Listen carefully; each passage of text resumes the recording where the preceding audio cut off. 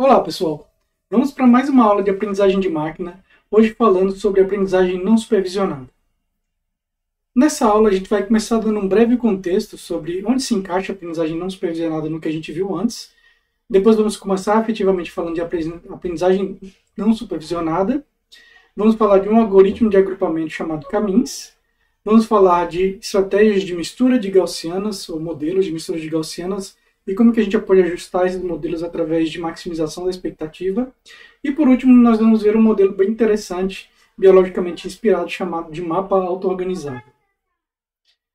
Bom, então, vamos começar contextualizando, né? Então, até aqui nós vimos aprendizagem supervisionada. Então, basicamente, todos os modelos que nós vimos, eles requeriam que houvesse algum professor, né, que era responsável por dizer para, dada uma entrada, qual é a saída desejada. Então, o professor é aquele cara que rotula o dataset, né? Ele vai ter que ser um especialista capaz de olhar para os dados e dizer, olha, para esse dado de entrada, a saída desejada é essa, que é esse valor y aqui, né? Então, pode ser uma pessoa fazendo o papel do professor, mas também pode ser uma outra técnica. Então, os dados já podem vir com essa informação quando você coletar, tá certo? De qualquer forma, você precisa desses pares x e y, e aí o que você faz é treinar o seu modelo para, uma vez que você apresentou nas entradas do seu modelo esse valor x, ele vai dar uma saída obtida, e você vai comparar, que a gente normalmente chamava de y chapéu, você vai comparar essas duas, calcular um sinal de erro, e usar esse sinal de erro para ajustar o seu modelo. Então, isso foi o que a gente fez na maioria das aulas até aqui, ok? Hoje a gente vai fazer alguma coisa um pouquinho diferente.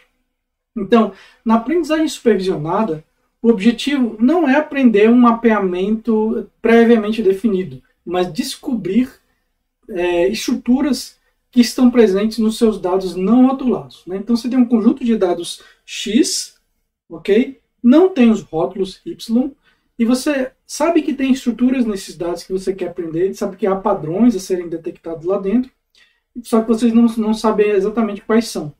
Então você vai utilizar um modelo de aprendizagem, dessa vez não supervisionada, que vai tentar encontrar grupos ou modelos dos padrões identificados nos seus dados. Ok? Então são fornecidas apenas as entradas e não há um professor ou um supervisor para guiar o processo de aprendizagem, que ocorre basicamente de forma autônoma. Ok? Então quais são as aplicações típicas de aprendizagem não supervisionada? Talvez a gente possa separar em duas, mas talvez essa separação não seja melhor.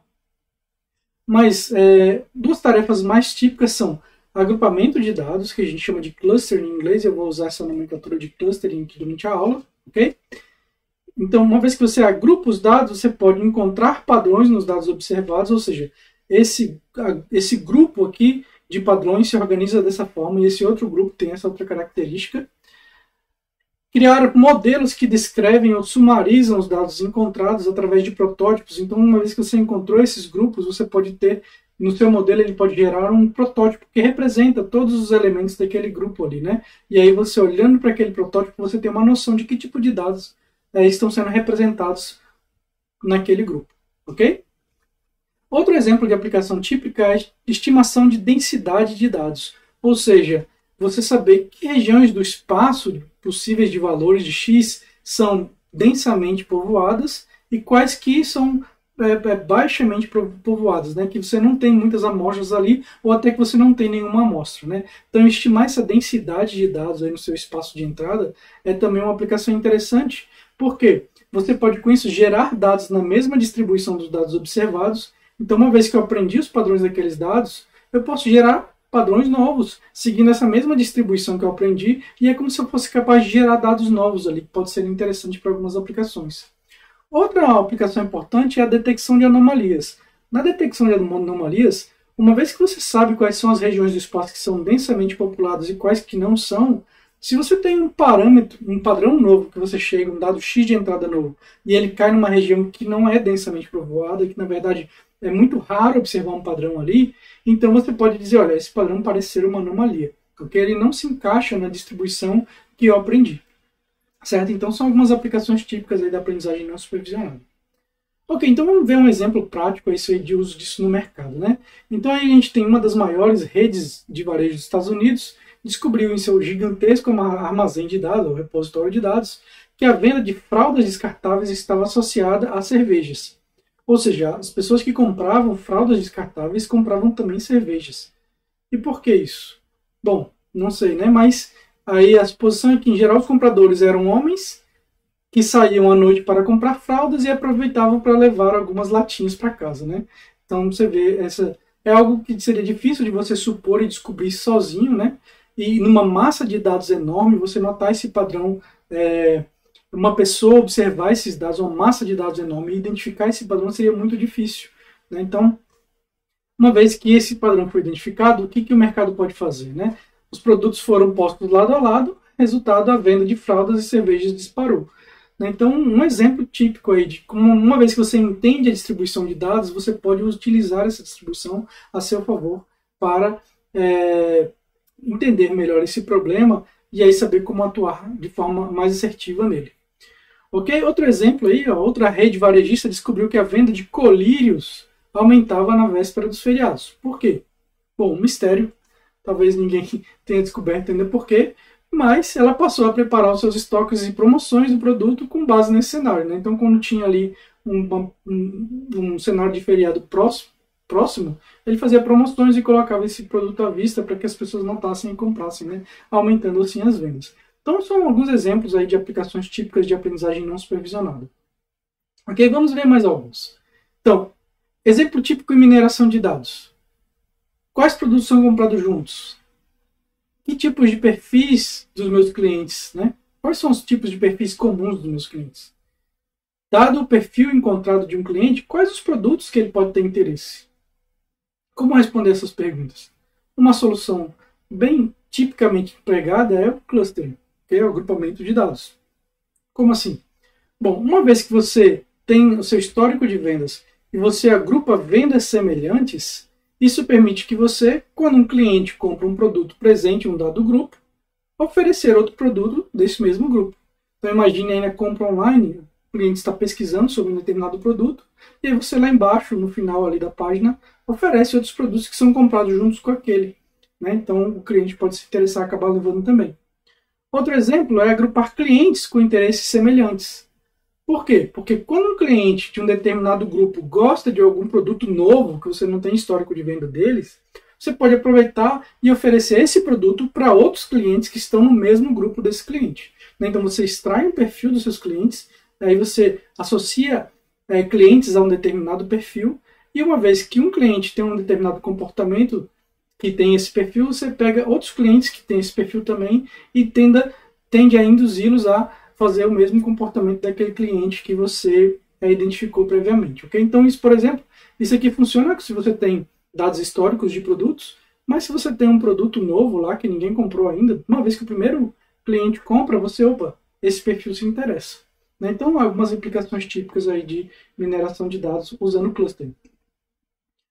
Ok, então, para a gente melhorar a nossa nomenclatura e evitar confusões, a gente vai costumar chamar classificação quando a gente se refere a problemas supervisionados, né? Ou seja, quando alguém te dá o Y, a saída desejada.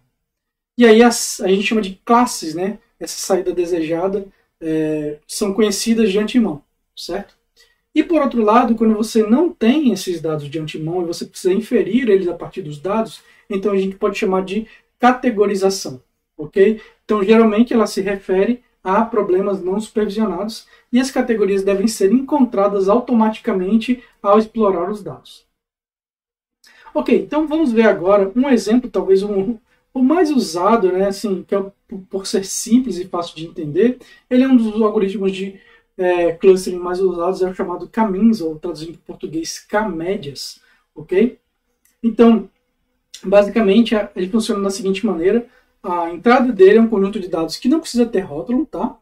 E ele tem apenas um parâmetro, que é o número de grupos desejados, certo? Então, esse é o parâmetro que você informa para ele. Eu quero que você encontre K grupos nesses dados aí. Ok? E aí ele funciona da seguinte maneira.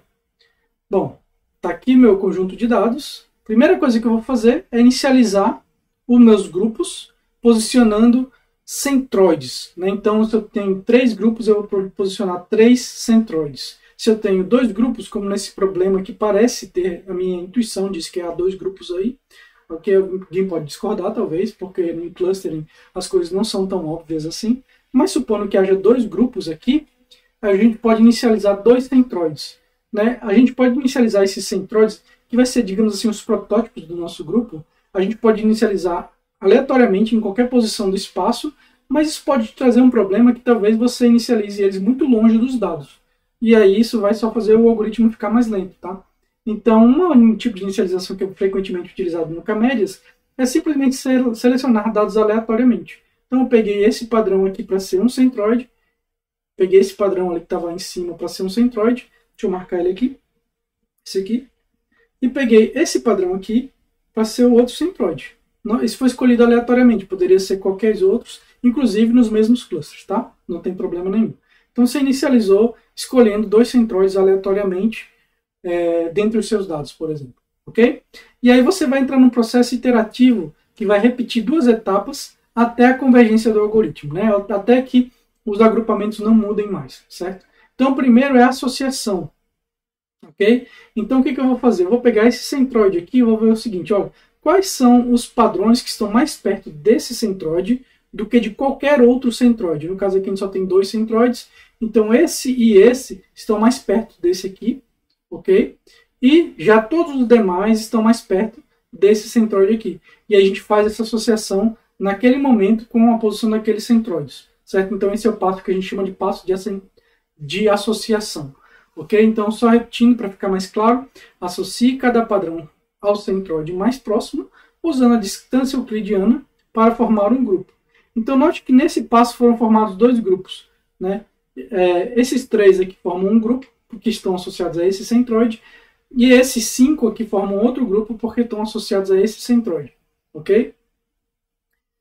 Próximo passo, atualização, ok? Então, atualize ou recalcule a posição de cada centroide como sendo o centro de massa dos padrões de cada grupo. Então, aqui a gente formou dois grupos, certo? Porque a gente tinha dois centroides, sempre vai formar um número de grupos igual ao número de centroides, certo? E aí, ao fazer isso, a gente pode recalcular a posição do centroide, que ele estava sobre esse padrão aqui, ó, mas agora que a gente colocou esses outros carinhas aqui nesse grupo, a gente pode recalcular a posição desse centroide e ela foi calculada para essa posição aqui onde tem um X, ok? E a mesma coisa eu faço com os padrões do grupo verde.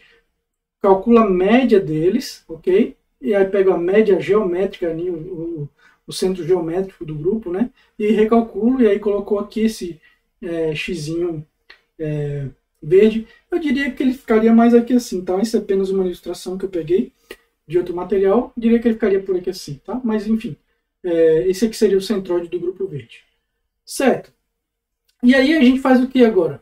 A gente repete o passo de associação para ver se os agrupamentos mudam, ok? Se a gente repetir isso algumas vezes e os agrupamentos não mudarem, ou seja, nenhum padrão deixar de sair de um grupo e entrar no outro, então é porque o algoritmo convergiu e é garantido que o caminho vai convergir em algum momento. Bom, ele pode até ficar oscilando entre dois padrões ali, mas isso é muito, muito raro de acontecer, tá? Ou seja, ele ficar oscilando entre um padrão, ele entra num grupo e sai, entra num grupo e sai no final, tá? Isso pode acontecer, é muito raro, mas de qualquer maneira ele fica estável nessa situação ali, tá? Enfim, então a gente repete novamente isso, então a gente uma vez que a gente reposicionou os centroides, a gente checa novamente para ver se os nossos agrupamentos mudaram, ok? Nesse caso aqui os agrupamentos mudaram. Esse padrão aqui, ó, que tinha sido alocado para esse centroide, agora ele acabou ficando mais próximo desse aqui. E aí ele foi associado a esse novo grupo, certo? E aí você continua com esse processo até atingir a convergência, né? Ou seja, até que pare a mudança, tá certo? Desse algoritmo. Ok? Bom, então essa é a ideia básica do Caminhos. É um algoritmo muito simples, fácil de implementar e que ele traz bons resultados para o agrupamento, tá? Então vamos ver um exemplo aqui, né? Então, nesse exemplo aqui a gente selecionou k igual a 3, ok? E aí a gente está pintando os dados da cor que eles estão associados. Tá? Note que ele está mudando aqui, né? Então aí no momento que ele convergiu, né? Então aqui, por exemplo, o grupo azul, ele estava bem pequenininho, o grupo das bolinhas. E aqui os centroides, né? Dá para ver o vermelhinho ali melhor, o amarelinho aqui e o azulzinho, que é uma bolinha aqui.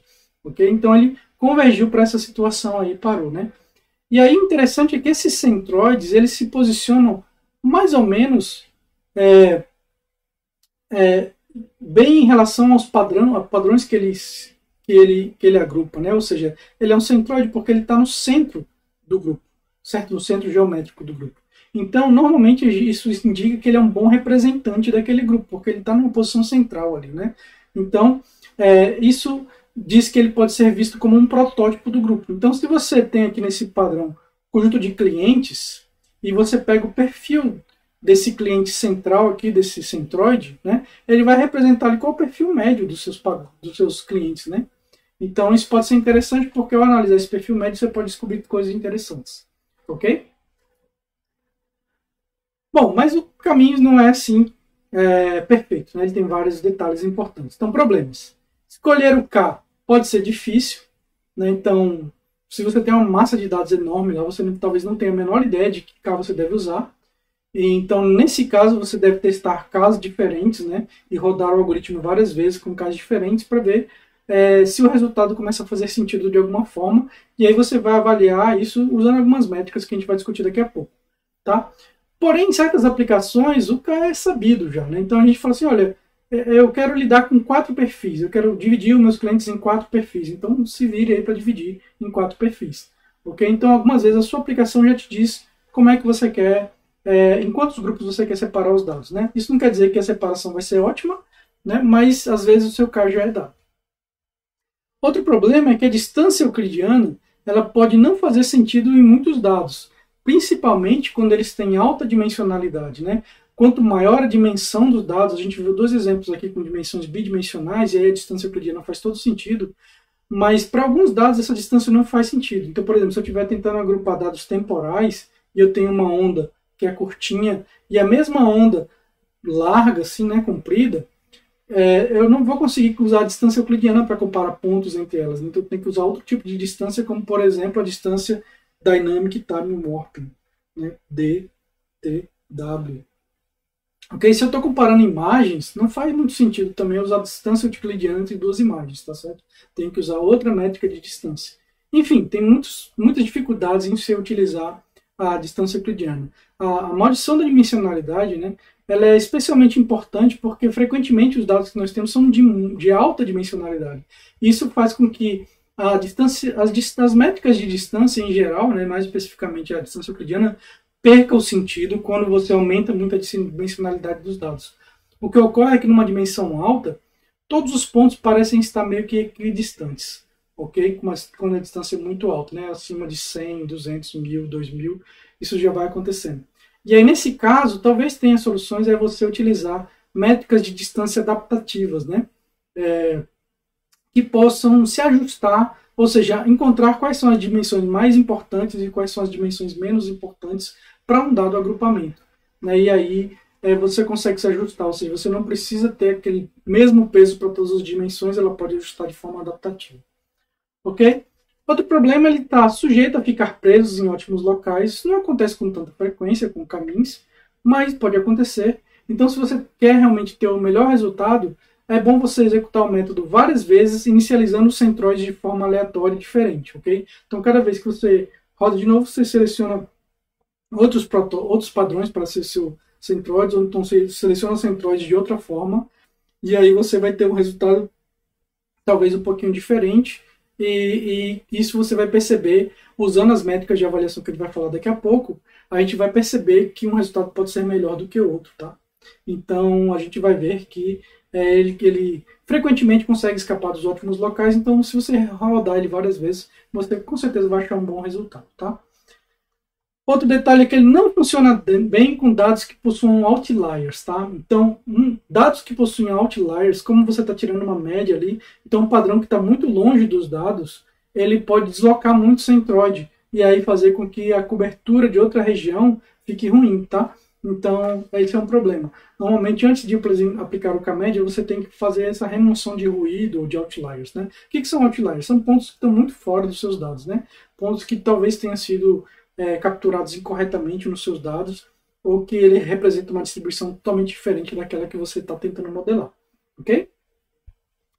Bom, então, caminhos não é um único algoritmo de clustering, a gente vai ver dois outros daqui a pouco, mas eu queria apresentar para você aqui uma lista com vários modelos de clustering, tá?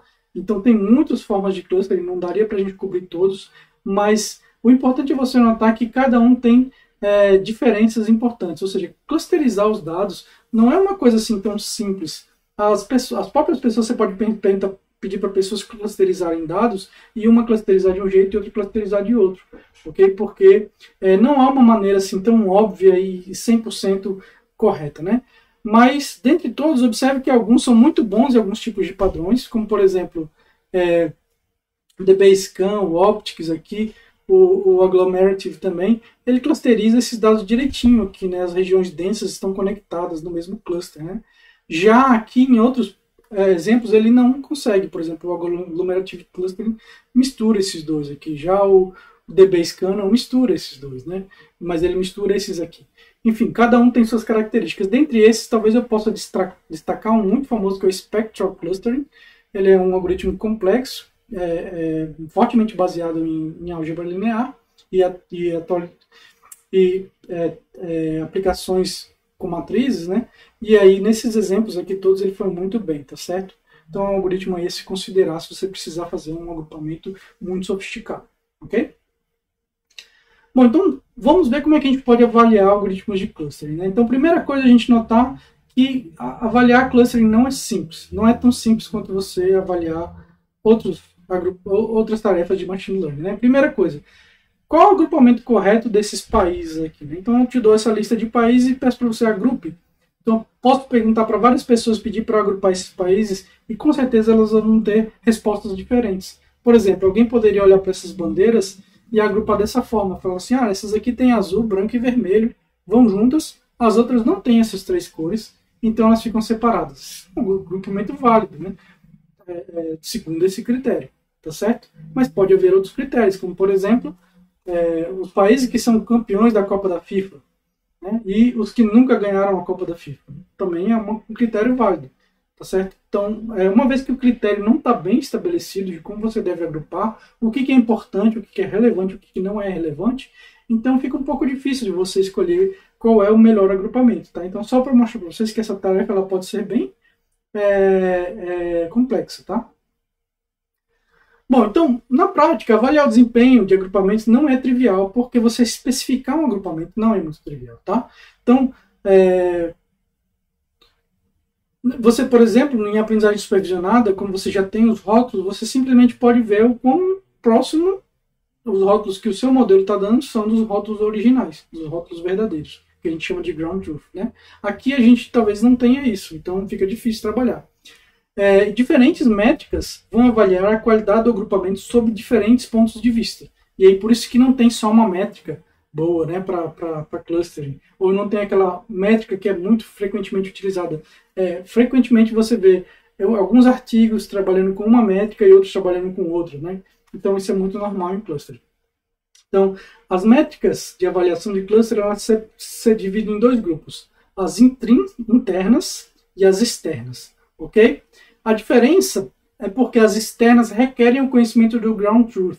Normalmente elas são utilizadas quando você quer comparar a qualidade dos agrupamentos realizados por vários modelos, tá? Então eu crio um dataset, eu sei quais são os rótulos e eu quero ver como que cada um dos algoritmos que eu estou avaliando se sai naquele dataset comparado com os rótulos que eu escolhi. Tá? Então eu quero saber para aquele tipo de rotulação que eu quero, para aquele problema que eu estou interessado, como por exemplo, eu estou interessado nesse problema aqui e não nesse, qual é o conjunto de algoritmos ou qual é o algoritmo que se sai melhor, né?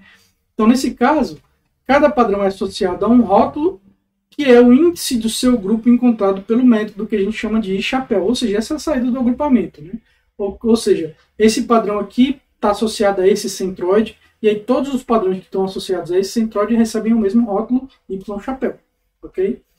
E esse resultado vai ser comparado com os rótulos do ground truth, né? E aí você pode ver, olha, esses padrões aqui receberam esses rótulos no meu agrupamento e no ground truth quais eram os rótulos deles? Eles tinham o mesmo rótulo ou eles tinham rótulos distintos entre eles, né? Então isso é que a gente vai tentar avaliar quando a gente tem um ground truth, né? Então vamos ver algumas métricas extrínsecas primeiro e depois a gente vai ver uma métrica externa, depois a gente vê uma métrica interna, ok? O primeiro, talvez, um muito utilizado é a acurácia de classificação, que é um valor que vai entre 0 e 1. Então, a primeira coisa que você faz é criar essa matriz de confusão aí, M, entre Y e Y chapéu, né? Então, é parecido com aquela matriz de confusão que a gente faz em aprendizagem supervisionada. Aqui você tem o seu rótulo dado pelo seu modelo, o Y chapéu, e aqui o rótulo do ground truth, certo? E aí, a primeira coisa que você vai fazer, uma vez que você criou essa matriz aí, ou seja, dizendo, olha, o cluster 0, o cluster, digamos aqui, 0, né, no meu agrupamento, ele tem 475 padrões do cluster 0 do real. Lembrando que a numeração não precisa bater, tá certo? Às vezes você vai ter ali o cluster 5 tendo mais padrões do 3. Por quê? Porque o índice dos seus rótulos aqui, ele vai ser dado simplesmente pela ordem que você criou os seus centroides lá. E não quer dizer que aquela ordem que você criou os seus centroides vai bater o índice com o do ground truth, ok? Mas o que você quer foi o seguinte, bom, desse agrupamento que eu encontrei aqui, a qual ele corresponde aqui, tá? No ground truth, ok? E aí, para saber essa correspondência, uma das coisas que a gente faz é permutar as colunas dessa matriz até você maximizar o valor da diagonal principal. Ou seja, você vai encontrar que já está feito isso, tá? Já permutei essas colunas aqui, já foram permutadas, e aí você tem os maiores valores aqui na diagonal principal, ou seja, é como se você estivesse casando os agrupamentos encontrados com o melhor agrupamento, o mais próximo do ground truth, né? Por exemplo, se um grupo lá tem 10 padrões da categoria 3 e 50 da categoria 4, então ele vai ser associado à categoria 4 e não à categoria 3. Ok? E aí, uma vez que você fez isso, basta você calcular a acurácia. É uma maneira simples, você pega soma diagonal principal, ok? Todos os elementos da diagonal principal aqui, e divide pela soma da matriz toda. Ou seja, tudo que está fora da diagonal principal é considerado como se o método tivesse errado, tá? E aí, você pega o seu denominador aí, tá? Então, essa aí, a acurácia vai dar um valor entre 0 e 1, porque a soma da diagonal principal sempre vai ser menor ou igual à soma da matriz toda. Ok? Então, isso aí é a métrica chamada de acurácia. Outra métrica que utiliza-se muito é a informação mútua normalizada, ou NMI, né? Que também é uma métrica entre 0 e 1. Ela é um pouquinho mais complexa de entender, mas basicamente o NMI entre um agrupamento Y e um Y chapéu, ele vai ser 2 vezes a informação mútua entre Y e Y chapéu, dividido por a entropia de Y mais a entropia de Y chapéu. Ok? Onde a entropia é aquilo que a gente já viu em várias outras aulas anteriores, né? Probabilidade de Y ser da categoria I vezes o log da probabilidade de Y ser da categoria I, ok? E aí, para todos os I's, né? Então isso aí vai me dar a entropia daquele agrupamento. Ou seja, o quão estão bem distribuídos os padrões nos clusters, né? Então, se tem um cluster que pega todo mundo e vários clusters que não pegam ninguém, então a entropia é bem baixa, tá certo? Por outro lado, se os clusters estão bem distribuídos com um número de padrões próximos, a entropia é bem alta, ok? Então, a gente está comparando a entropia do agrupamento original com a entropia do seu agrupamento. Se os dois são parecidos, então você vai ter um denominador aqui que vai ser mais ou menos próximo da informação mútua, né? Que ela mede o quê? A entropia do agrupamento verdadeiro menos a entropia do seu agrupamento, do agrupamento verdadeiro, dado o agrupamento que você obteve, né? Então, se você substituir isso aqui nessa formulazinha de entropia, você consegue calcular isso também, né? Então, basicamente, a ideia é o seguinte,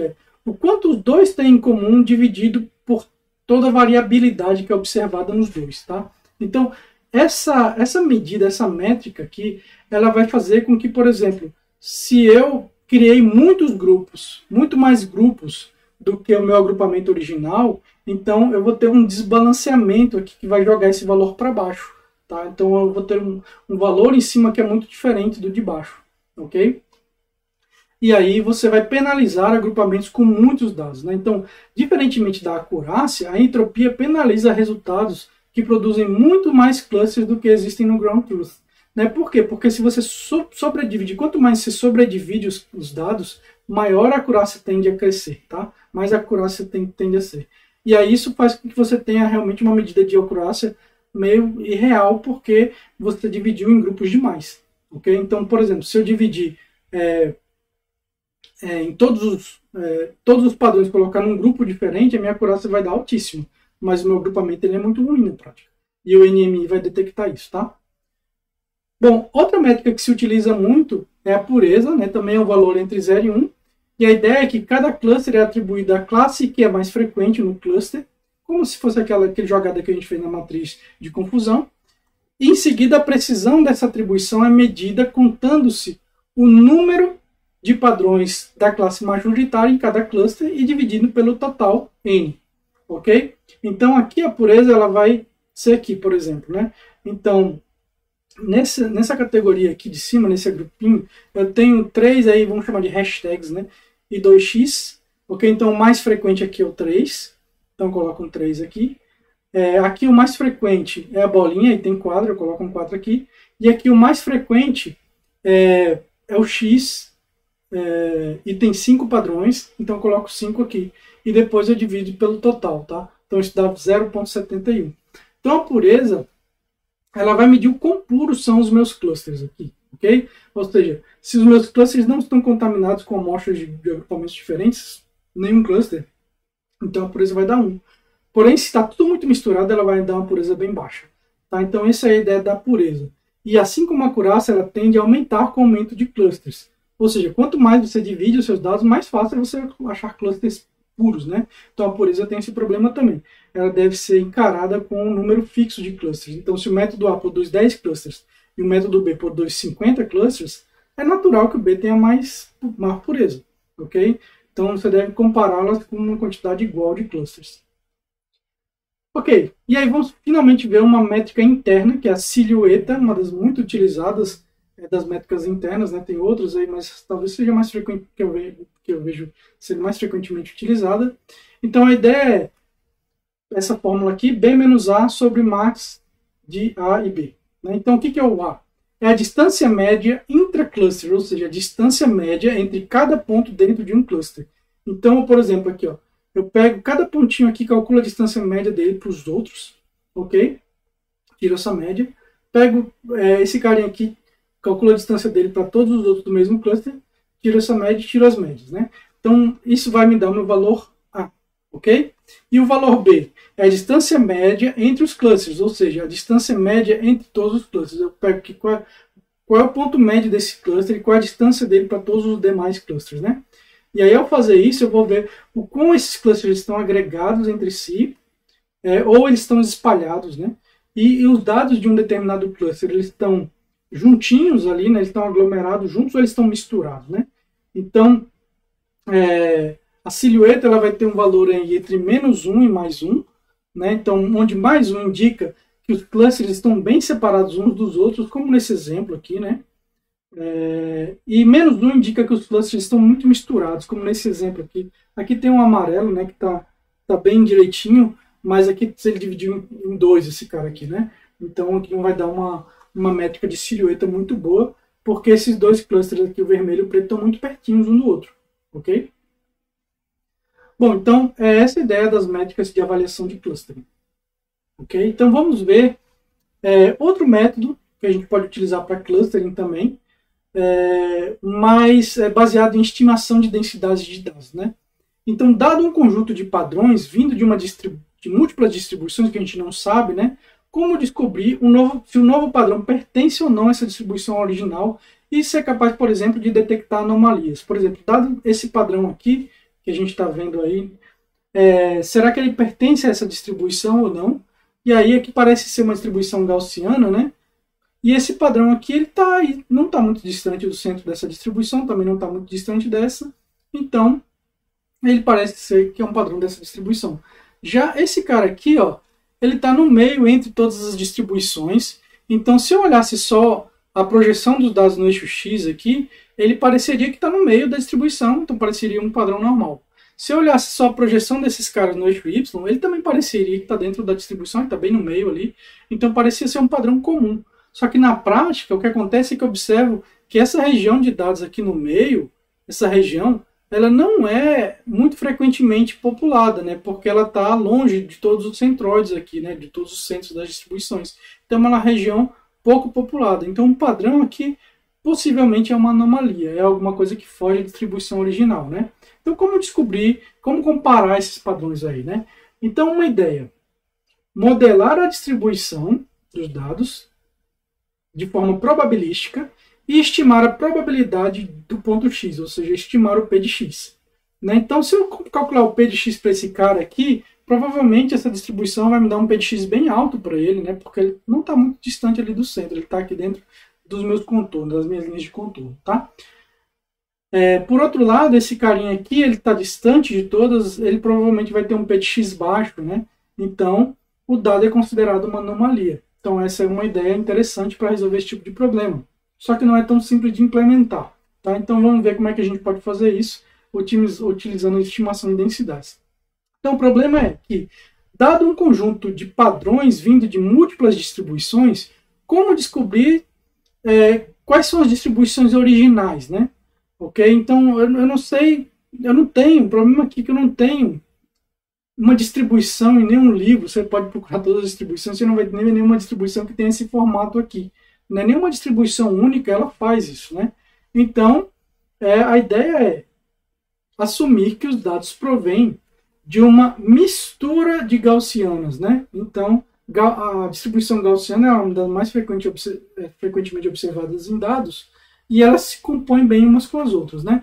Então, se eu assumir que, na verdade, o meu P de x ela é uma composição de outras distribuições gaussianas, de K distribuições gaussianas, onde, por exemplo, o meu dado ele pode ser gerado com uma certa probabilidade φ1 pela distribuição gaussiana que tem média μ1, sigma1, ou com uma certa probabilidade φ2 ele pode ser gerado pela distribuição gaussiana que tem média μ2, sigma2, e assim por diante, até o késimo elemento, né? Então, se a gente supor isso aqui, é uma suposição geralmente adequada, porque distribuições gaussianas frequentemente são resultado de você combinar várias distribuições, né? Você normalmente tem como resultado uma distribuição gaussiana. Então, um modelo complexo que gera como resultado uma distribuição, ela tende a ser gaussiana. Tá? Então, é por isso que usar distribuições gaussianas é bem normal, ou assumir que as distribuições gaussianas é bem comum na literatura.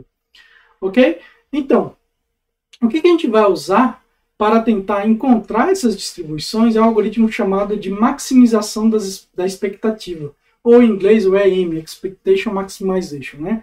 Então, o algoritmo de Expectation Maximization ele nos permite encontrar os parâmetros para fazer esse ajuste.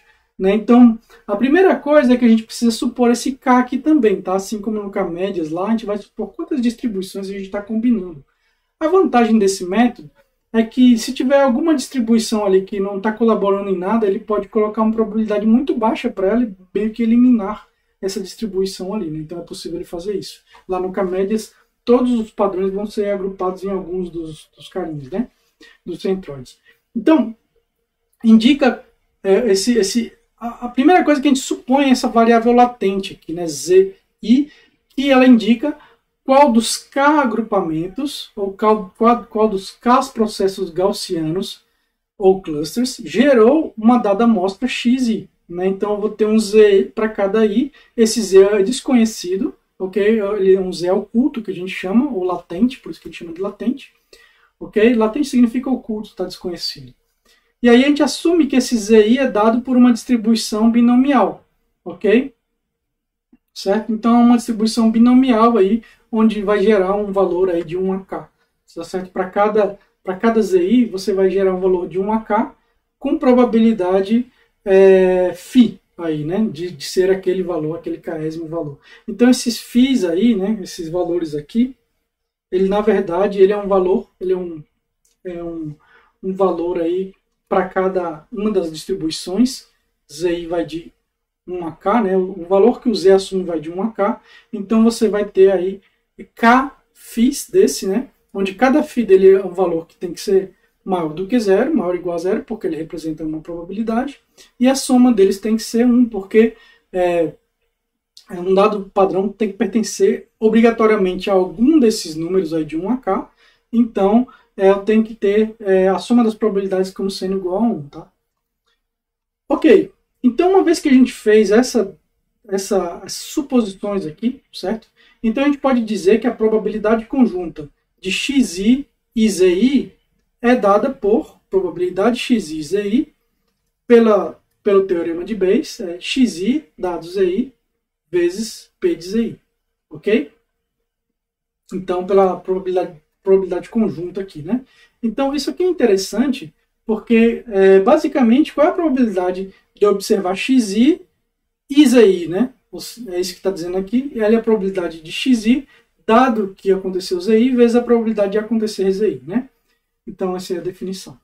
Bom, beleza. Uma vez que a gente tem isso aí, o que a gente pode fazer?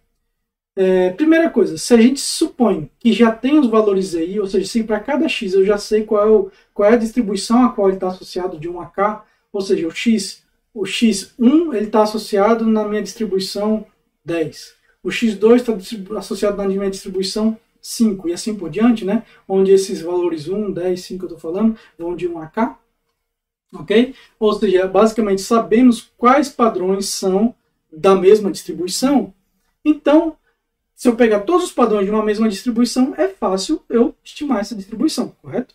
Então, como é que eu faço isso?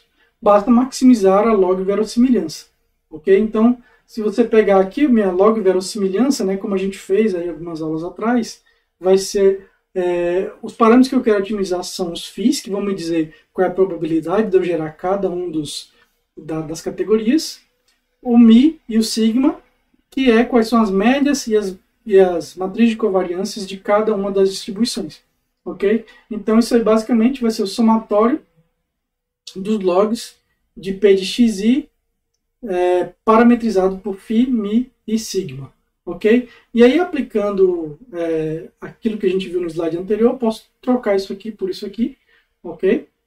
Para todos os EIs aqui de 1 a k, certo?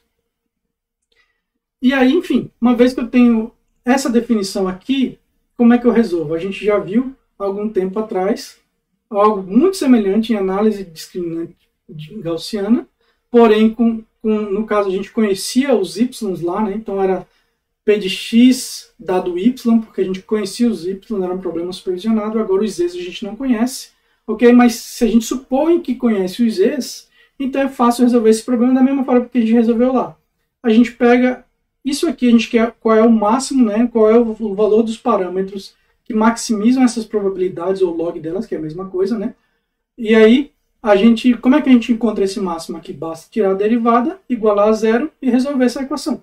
Se você fizer essas contas, você vai chegar nesses valores aqui, ó, onde os FIJs, basicamente, é a quantidade de exemplos que você tem em cada categoria J dividido por N, ou seja, a probabilidade a priori, né? Você tem. Se eu tenho mais de uma categoria, o meu FJ vai ser mais alto para ela. Se eu tenho menos de uma categoria, o meu FJ vai ser mais baixo para ela. O MJ, que é basicamente a média dos elementos de um determinado grupo, e a matriz de covariância, basicamente, a covariância daqueles elementos de um dado grupo. Ok? Então, isso aqui é a solução bem natural, né? Ou seja, basicamente, se você pensar o seguinte, uma vez que eu sei que padrões estão em cada grupo, basta eu estimar a distribuição gaussiana daquele grupo, calcular a média e as variâncias, que é basicamente isso que está aqui. E os φs vão ser dados pela probabilidade de algum padrão ser de um dado do grupo, probabilidade a priori, né? Que é justamente essa que está sendo ilustrada ali. Ok, então, bacana, mas a gente não tem os EIs. Então, o que a gente faz? A gente usa o algoritmo EM, né? Que é Expectation Maximization. Então, os parâmetros iniciais φ, mi e matriz de covariância são inicializados aleatoriamente, ok? E aí a gente itera 2 passos abaixo até a convergência. Supondo esses parâmetros φ, mi e sigma, a gente estima os valores aí usando os valores atuais desses parâmetros, ok? A gente vai ver como faz isso no slide seguinte. E depois uma vez que a gente estimou os valores aí, a gente vai maximizar a verossimilhança para ajustar os parâmetros de novo, φ, mi e sigma, para que eles fiquem melhores agora. Similar ao que foi feito no slide anterior, só que com associações suaves. Lá a gente tinha cada padrão de fato associado a um grupo ZI, né? Alguma das distribuições. E aqui a gente quer fazer associações suaves, porque lá a gente estava supondo que a gente tinha isso dado. Mas na prática a gente não tem isso dado. Então a gente não pode assumir de forma grosseira que um padrão pertence ali àquele cara, como é feito no Caminhos, né? Aqui a gente quer fazer de uma forma mais suave, só para dar uma probabilidade dele pertencer a um cara, mas também dá probabilidade para ele pertencer aos outros. Então se você tem um cara que está numa zona aí entre uma gaussiana e outra, se tem um cara por aqui, por exemplo, ele vai ter uma probabilidade aqui e uma probabilidade aqui também, tá? Ok? Então, essa é a ideia. Então, vamos ver o passo E, né? Então, o passo E é estimar os valores de ZI usando os valores atuais dos parâmetros, só que a gente não vai fazer essa associação de forma hard, a gente vai fazer essa associação de forma soft, tá? Então, a gente vai estimar um peso, WI, que indica o peso da associação entre o padrão XI e o cluster que está associado ao ZI. Ok? Então, isso vai ser dado por... Esse peso é uma probabilidade também. É a probabilidade de ZI ser igual a J dado X. Dado XI. Ok? Levando em consideração os padrões, os parâmetros que a gente tem agora. Ok? Então, qual a probabilidade daquele cara ser da categoria J, dado que eu observei esse padrão X, né? Bom, isso é um pouquinho difícil de estimar, mas usando a regra de Bayes eu consigo mudar isso aqui, né? Então, usando a regra de Bayes eu posso transformar essa probabilidade de Z dado X para a probabilidade de X dado Z, ok? Vezes P de Z, dividido pelo somatório para todos os agrupamentos, probabilidade de, aqui é o L que a gente está usando, de XI dado ZI igual a L, não igual a J agora, ok? E probabilidade de Z igual a L, dado φ, aqui, ou seja, melhor, parametrizado por φ. Certo? Então, bom, isso melhorou? Será que melhorou eu trocar daqui para cá? Melhorou porque aqui é fácil. Eu sei que o meu X segue uma distribuição gaussiana. E ele segue uma distribuição gaussiana com as médias XJ, né? A probabilidade do meu Z igual a J. Então, como é que eu vou medir isso? Bom, se eu sei qual é o X, e sei que eu estou avaliando ele com uma categoria J. Então, isso é uma distribuição normal, com média MJ e variância, ou matriz de covariância, sigma J. Isso é basicamente jogar aqui na minha gaussiana multimodal, né? Na minha distribuição normal multimodal, onde eu vou usar aqui o sigma J, MJ, e o X que eu estou avaliando. Então, colocando esse valor aqui, eu vou encontrar qual é a probabilidade de XI dado Z igual a J. Ok? Então isso simplifica meu problema. E note que aqui embaixo é a mesma coisa. Nesse termo aqui, ó, esse termo aqui ele é a mesma coisa, tá? Só trocando J por L. Ok? Então eu vou calcular esse termo aqui para todo mundo. Quando eu estiver avaliando o Z igual a J, eu coloco aqui o Z igual a J, a probabilidade do Z igual a J aqui em cima e a soma de todas as outras aqui embaixo, tá? E outro carinha que eu preciso computar é esse carinha aqui, probabilidade de ZI igual a J. Mas isso é dado pela minha distribuição multinomial. Então é basicamente a probabilidade do meu φJ. Ok? Então esse cara aqui é o φJ. Basta colocar φJ aqui e aqui φL, né? Onde o L vai de 1 a K também. Ok? Então eu consigo calcular essas probabilidades. Isso vai me dar os meus WJs, que é a associação, ou seja, vai me dizer um valor entre 0 e 1, onde 1 diz que eu tenho certeza que esse padrão está associado à categoria J, e 0 quer dizer que eu tenho certeza que ele não está associado. Então, uma vez que eu tenho esses pesos, então eu posso fazer o passo M. O passo M é o passo de maximização. Então, nesse momento agora, o que eu vou fazer é recalcular os meus parâmetros do meu modelo, né? Então, eu já tenho as associações, é como se eu tivesse agora, uma vez que eu estabeleci mais ou menos as minhas associações de uma forma soft, eu só preciso recomputar os parâmetros. E aí a gente recomputa os parâmetros dessa forma. Se você resolver essas equações que a gente viu antes com WJ aqui, né, uma equação ponderada em vez daquela dos hard assignments que a gente fez antes, você vai encontrar esse resultado aqui, né? Então o φJ vai ser o somatório dos WJ dividido por N, o MJ vai ser uma soma ponderada de WJX dividido pela somatória dos WJs, e a minha matriz com variância também vai ser uma medida de convariância, mas ponderada pelos WJ também. Né? E aí eu tenho os meus novos parâmetros. Terminou? Não. Agora eu repito, estimo Zs novamente e repito esse processo até que essas probabilidades convergem para um valor. Tá? Então, vamos ver um exemplo aqui do que elas fazem. Né? Então, basicamente é isso aqui nesse exemplo que vai acontecer. Tá? A gente vai... não está muito bom meu GIF aqui na apresentação, mas aqui no meu tablet eu vejo ele bem direitinho. Okay? Então, basicamente, a gente tem 3 distribuições gaussianas, uma verde, uma roxinha e uma rosa. Né? E aí ela começa aqui com algum padrão sendo central e ela vai se ajustando, ajustando as suas matrizes de covariância até capturar todos os dados da melhor maneira possível nessa distribuição. Ok? Bom, bacana. Então, vamos ver agora, uma vez que a gente tem isso treinado, esse modelo treinado, a gente tem nossos parâmetros, π, μ e sigma, então o que eu posso fazer com isso? Bom, posso fazer clustering se eu quiser. Então, dado um padrão novo, eu calculo as probabilidades para cada um dos agrupamentos, e aí eu associo aquele padrão ao agrupamento de maior probabilidade. Ou então, se eu quiser, posso até fazer um soft clustering, né, dizendo, olha, esse padrão tem 70% de chance de ser esse cara e 30% de ser esse, por exemplo. Né? Então, eu posso fazer clustering ou soft clustering. Posso também fazer detecção de anomalias, como foi o nosso objetivo inicial. Né? Então, se a probabilidade, para todas as distribuições que eu tenho, né, a probabilidade desse cara for menor do que um epsilon, então o dado é considerado uma anomalia, e aí eu posso tomar minha decisão considerando que esse dado não é frequentemente observado. E aí a gente pode chamar a atenção para uma similaridade com caminhos. Né? Então, é como se fosse um caminhos, onde o passo é o passo de associação, só que aqui a gente está fazendo uma associação soft. Né? A gente está meio que associando cada padrão a um cluster. Ou um ou mais, no caso aqui, né, do passo M. E no passo M, a gente está usando essa associação que a gente calculou aqui antes para reestimar os parâmetros das nossas distribuições. Okay? Então, na prática, é uma generalização probabilística do caminho, pode ser visto assim, com associações suaves em vez de associações estritas. Okay? Então, o algoritmo de Expectation Maximization ele pode ser utilizado em muitas outras tarefas, tá?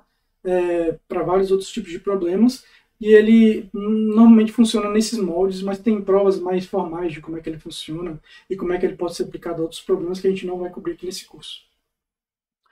Bom, a gente vai ver só mais um tipo de modelo que é muito interessante, é o chamado de Self-Organizing Map, ou mapa auto-organizável de Cohonen, né, ou também de redes de Cohonen, que são mapas de neurônios que são bioinspirados. Né? Então, eles são inspirados em um fenômeno que é observado na biologia dos tecidos nervosos, que a gente vai comentar daqui a pouquinho.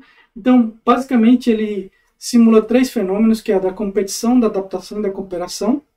Então, esse modelo ele tem uma camada de entrada, onde você apresenta o seu dado de entrada X aqui, ok? E cada ponto de entrada aqui, cada neurônio de entrada, ele é conectado a todos da camada seguinte, que é a camada de saída. Okay? Então, esse neurônio tem 2 camadas, uma de entrada e uma de saída, onde na camada de saída ela também é chamada de mapa, né? É onde você forma o seu mapa. Então, esse vetor X aqui, ele vai se conectar com todos os carinhas aqui, ok? E aí você vai ter pesos W aqui conectando, né? Então, a ideia é que esse peso W, ele se aproxime de um determinado valor para o padrão X para um determinado elemento, tá? Então, você pode pensar nesse W como sendo uma forma de você criar uma cópia de um determinado padrão ou uma aproximação de um determinado padrão aqui nessa camada de saída, tá? Então, por exemplo, eu apresentei o padrão aqui 5, 4, 3, 2, 1. E aí o vencedor para esse padrão foi esse carinha aqui. E aí, se você for olhar esses pesos W dele, eles vão ser provavelmente algo como assim, por exemplo, talvez 4, 2.8, 1.5 e 1.2. Ok? Onde 4 está próximo de 5, 4 está próximo de 4, 2.8 está próximo de 3, 1.5 está próximo de 2 e 1.2 está próximo de 1. Okay? Então ele vai aproximar esses padrões aí, né? Então cada protótipo vai aproximar um conjunto de padrões que ele observa na entrada, né? Então isso é interessante. E aí ele também tem essas conexões aqui na camada de saída laterais que representam as vizinhanças, ou seja, que neurônios são próximos do meu neurônio vencedor, né? Então, o neurônio vencedor é o que é mais próximo daquele padrão que foi apresentado na entrada, e aí ele vai ser adaptado para se aproximar ainda mais daquele padrão para o qual ele venceu, e ele vai puxar os vizinhos dele numa etapa de cooperação que a gente tem, para que esses vizinhos dele também vão em direção de se adaptar para ficar semelhante àquele padrão de entrada observado, tá? Então vamos ver cada um desses passos. O passo de competição, a ideia é que cada nodo vai competir para agrupar o padrão de entrada, ou seja, esse padrão foi mostrado, você vai calcular a distância euclidiana desse padrão para todos os valores que tem aqui no meu mapa, na minha camada de saída, e um vai dar a menor distância euclidiana, ok? Nesse exemplo aqui, esse cara aqui deu a menor distância euclidiana, por isso que ele está com uma cor mais viva aqui, ok? E os outros foram dando distâncias um pouquinho mais maiores, tá? Então esse cara aqui foi o vencedor, ok? Então basicamente é calcular a distância euclidiana do valor que está armazenado nos pesos desse cara para o padrão de entrada, e a gente faz isso para todos os nodos, e escolhe qual é o que está mais próximo, no caso foi esse aqui nesse exemplo, ok? Depois, a adaptação. Então, uma vez que esse cara ganhou para esse padrão, eu preciso fazer com que ele fique mais parecido com esse padrão, né? Ele vai em direção dele. E quem me diz qual é a direção dele é a diferença entre o padrão de entrada e o valor que está armazenado no meu protótipo, que é o CJ, né? Então, esse peso aí, ele me diz quem é que está mais próximo. Ele me diz qual é a distância desse cara, ele cria basicamente um vetor, né? Se o C está aqui no espaço e o X está aqui, esse vetor aqui, essa diferença, ela vai apontar aqui. Então eu tenho que mover o meu X, o meu C nessa direção aqui. Tá? Então o que eu faço? Eu pego esse vetor, multiplico por um valor alfa, que é uma taxa de aprendizagem, vai dar um vetor menorzinho aqui, nessa direção. E aí eu somo com o valor anterior que ele tinha, né, o valor atual dele. E aí eu vou deslocar esse pontinho aqui para mais próximo. Ok? Pronto, é isso que a gente vai fazer para adaptar o meu padrão, o meu nodo da camada de saída, o meu neurônio da camada de saída. Onde a taxa de aprendizagem ela começa com valor alto e vai decaindo ao longo do tempo. Então isso vai fazer com que no começo do processo de auto-organização, que a gente chama, todos os neurônios vão se movendo muito para encontrar o local deles no espaço, e aí à medida que você vai tendo uma auto-organização, essa taxa de aprendizagem vai diminuindo com o tempo e fazendo com que os nodos se movam cada vez menos, até que eles atinjam a estabilidade. Tá?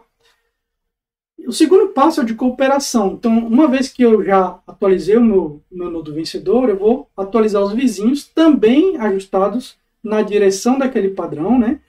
Ok? Ou seja, cada vizinho vai ser ajustado também pela diferença agora não para o vencedor, mas para o próprio vizinho, tá?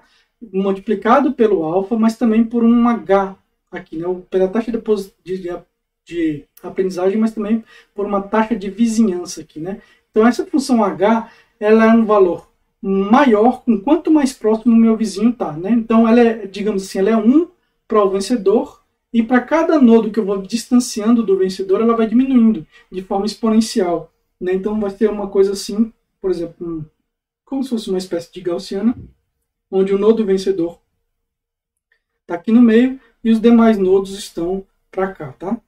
E para cá, certo? Então essa função H, ela vai diminuindo à medida que eu me afasto do nodo vencedor. Então isso vai fazendo com que os vizinhos mais próximos estejam puxados com mais força na direção daquele padrão e os vizinhos mais distantes são puxados só um pouquinho, ok? Além disso, essa função H, ela além de decair com a distância, ela decai com o tempo de treinamento também. Então no começo do treinamento, ela é uma função assim,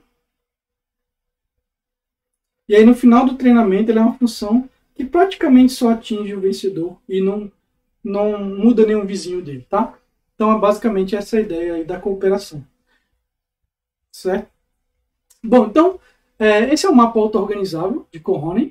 Quais são as propriedades dele? Primeiro é que ele faz um mapeamento topológico dos dados. Então, dados que são próximos no espaço de entrada do X, lá naquele espaço original de alta dimensionalidade, eles vão ser mapeados para nodos próximos no meu mapa de saída, da minha camada de saída lá, tá? Então, se esses dados estão próximos no espaço original, eles provavelmente vão estar próximos em nodos próximos ali no mapa. Por outro lado, se eles estão distantes no espaço original, provavelmente eles vão estar distantes ali no meu mapa também. Ok? E esse tipo de comportamento ele é observado no córtex visual de animais. Aqui tem um exemplo aqui, né, observado no córtex visual de macaco, onde, por exemplo, padrões de... Eles estão mostrando linhas com diferentes orientações para o macaco, né? E aí você vê que linhas que têm uma orientação parecida, elas são mapeadas numa região próxima, que aí tem esses gradientes aqui, né? À medida que você vai mudando a linha, por exemplo, perto do vermelho tem mais rosas, e depois perto do azul tem mais rosas também, porque é o outro lado, né? Perto do verde tem azul aqui, então é uma transição topológica, um mapa topológico, isso é bem interessante, tá? Outra característica é a redução de dimensionalidade, então você mapeou lá um espaço de entrada que tinha N dimensões para um espaço bidimensional, por exemplo. Você pode fazer mapas tridimensionais e até unidimensionais se quiser.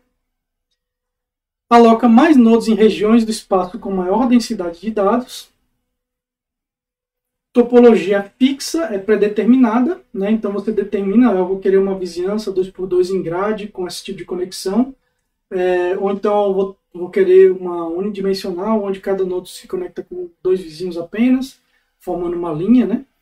E, enfim, você define de antemão essa topologia e ela pode não ser muito adequada para o conjunto de dados que você tem, então isso pode ser um problema para aplicar esse método.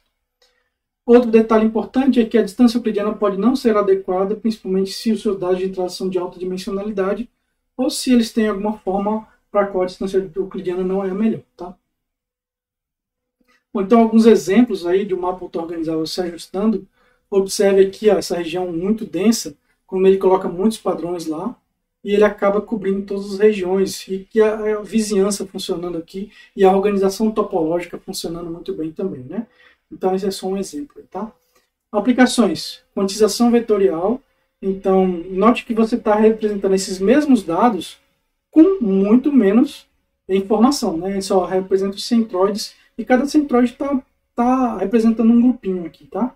E aí você pode utilizar isso, por exemplo, para fazer quantização de cores. Então, em vez de você utilizar uma foto aí com não sei quantos milhões de cores, você quantiza, para, sei lá, 100, 200 cores, e ela ainda consegue manter bem, né? Isso aqui é diminuindo a quantidade de nodos do mapa que estão sendo utilizados para quantizar, e aí você vê que a qualidade da foto ela é bem mantida. É só na última aqui que ela já está um pouquinho pior.